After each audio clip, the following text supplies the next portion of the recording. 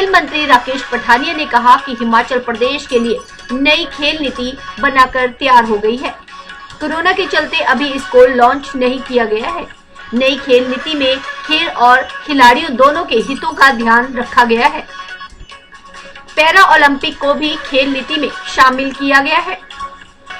Winter Olympic को भी खेल नीति में बढ़ावा दिया जाएगा। केंद्रीय खेल मंत्री अनुराग ठाकुर के साथ बैठकर जल्द ही इन नई खेल नीतियों को प्रदेश में लागू किया जाएगा। खेल मंत्री राकेश पठानिया ने बताया कि नई खेल नीति में कुश्ती, वॉलीबॉल, तीरंदाजी, शूटिंग और एथलेटिक में जोर दिया जाएगा। अब स्कूलों से ही बच्चों को कोचिंग दी जाएगी। प्रतिभावान बच्चों को अकादमी में तराशा जाएगा। उन्होंने कहा कि पैरा ओलंपिक में पहली बार जीतने वाले खिलाड़ी को 1 करोड़ रुपया दिया गया है। उन्होंने बताया कि खेलों के लिए शिमला, धर्मशाला और मनाली में 3 स्टेडियम बनाए जा रहे हैं, जिस पर 22 करोड़ रुपए खर्च हो रहे हैं। इन जगहों को हवाई सेनाओं से जोड़ा जाएगा। वन को लेकर FRA का ऑफिस शिमला में शुरू हो गया है। अब FRA की अनुमति के लिए चक्कर नहीं काटने पड़ेंगे। प्रदेश कोविड से लड़ाई लड़ रहा था, एक तरफ हम खेल नीति को लेकर आते हैं, पर हमने बड़ा बोल्डली स्पोर्ट्स को प्रमोट करने के लिए हिमाचल प्रदेश को एक हब बनाने के लिए एक न्यू स्पोर्ट्स पॉलिसी बनाई है। और अब हम ब्लेस्ड हैं कि आज हिमाचल प्रदेश का ही हमारा एक सपुत्र देवभूमि का आज केंद्रीय मंत्री हैं अनुराग ठाकुर जी के रूप में, वो भी हमें एक बहुत बड़ा बूस्टर मिला है। हमने पैरा ओलंपिक्स को भी और उसमें ऐड किया है और उसमें उसका आपने रिजल्ट देखा कि हमारा ऊना का एक नौजवान जो हाई जंप में जो सिल्वर मेडल लेकर आया, उसको हमने 1 करोड़ रुपए की अनाउंसमेंट की है प्लस अ गवर्नमेंट जॉब। तो ये कभी पहले नहीं हुआ करता। ये एक नया पार्ट हमने जो है, इससे आपको लगेगा पता कि स्पोर्ट जो हमारी नई स्पोर्ट्स पॉलिसी है वो बिल्कुल ओपन है। हमने इसमें 12 ज़िलों में 12 जो है सेंटर्स ऑफ एक्सीलेंस का काम करने पे भी फोकस दिया है। जैसे लाहौल स्पीति में मैं एक छोटा एग्जांपल बताऊँ, archery is in their blood. वो तीर कमाने अंदाजी आर्चरी उनके ब्लड में है, तो उसको वहाँ प्रमोट क्यों ना किया जाए। इस तरीके से हमने स्नो स्पोर्ट्स के ऊपर भी फोकस किया है। शिमला का हमारा टेंडर हो गया, पैसा रिलीज़ हो गया। धर्मशाला का और मनाली का इसी महीने जो है हो जाएगा। ये 12 महीने का जो है 22 करोड़ रुपए का ये एक स्टेडियम बनेगा, जो हम उम्मीद है कि अगले 6 महीने में तैयार कर देंगे। शिमला वाला और मनाली वाला भी और धर्मशाला वाला भी हम नेक्स्ट विदिन 1 ईयर इसको हम ऑपरेशनल कर देंगे। और विंटर ओलंपिक्स में इसमें कम से कम 5 इवेंट्स में जो है हिमाचल प्रदेश के बच्चे पार्टिसिपेट कर पाएंगे।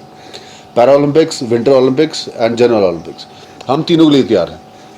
और इसमें स्पोर्ट्स पॉलिसी, क्योंकि अब अनुराग जी के आने बाद हम कुछ रुक गए हैं, हम 2 बारी उनको मिलाए हैं और कुछ आने वाले 1 हफ्ते के अंदर मैं एक बार फिर उनके पास जा रहा हूँ। मैं एक बार उनसे फाइनल टचेस दिलवाना चाह रहा हूँ। हमने वैसे रिलीज़ कर देनी थी, पर अनुराग जी के मंत्री बनने के बाद हमने उसको रोका कि मैं लास्ट टाइम उनसे डिस्कस करके आया था। उन्होंने कहा कि इस बार आप सारे अधिकारी अपने साथ लेकर आइएगा और वो भी अपने अधिकारी बुलाएंगे। हम सब जी अभी तक उसका कोई ज़मीनों की फॉर्मेलिटीज़ नहीं अभी तक पूरी हुई हैं और थोड़ा सस्पेंशन में थी गवर्नमेंट। और मैं तो जब से मंत्री बना हूँ तब से कोविड ने ही हमारा जो है हमारा कोई कार्य करने के लिए इस तरफ नहीं दिया। मैं इस विषय पे पूरा पता करा के आपको बताऊँगा। सर, जो खेल संघ है बोर्ड ने हिस्सा है हमारा और इन्होंने बड़े अच्छे और बुरे दिनों में इस खेल जगत को जीवित रखा है। क्यों नहीं, इनका साथ हम पूरा लेंगे, इनका पूरा सहयोग हम साथ लेकर आगे बढ़ेंगे। आज जैसे आपने देखा ही होगा कि दुबई में हमारी टीम, हमारी एक बेटी वहाँ पे चमकी है, वो हमारे एसोसिएशन के साथ ही गई है। वो बेटी हिमाचल एसोसिएशन के लोग उनके साथ गए हुए हैं। और ये जो बच्चा पैरा ओलंपिक्स में लेकर आया, इसको भी मैंने 5 लाख रुपए ट्रेनिंग के लिए बेंगलोर में एडवांस में भेजा था और मैं रेगुलरली उसके साथ इन टच था। और जो बेटा हॉकी में गोल्ड लेकर आया, ब्रॉन्ज लेकर आया, उसको भी हमने 1 करोड़ रुपये और DSP का जॉब ऑफ़र की है। और हिमाचल में एक एकेडमी खोलने के लिए भी हमने उसको ऑफ़र की है कि आप यहाँ पे आएँ और हमारे बच्चों को ट्रेन करें, हम आपको पूरी एकेडमी खोल के देंगे। We are open to all initiatives. होगा ये और प्लेयर महसूस करेगा कि मुझे आगे आना चाहिए और मुझे टाइम देना चाहिए और मुझे निराशा हाथ नहीं आएगी, ऐसा हम एक विश्वास अपने उभरते हुए खिलाड़ियों को देंगे। प्लस टैलेंट सर्च के ऊपर हमने इसके ऊपर काफ़ी एम्फेसिस दिया है कि हम अच्छा टैलेंट सर्च करके, और जैसे मैंने कहा कि 12 अकेडमीज़ के बारे में हम विषय डिस्कस कर रहे हैं कि एक प्लेटफॉर्म मिल जाए हमें। अगर एक प्रतिभा हमने टैलेंट की है, स्पॉट की है, तो उसको ट्रेन कहाँ करना है, उसको रखना कहाँ है, उसको ग्रूम कैसे करना।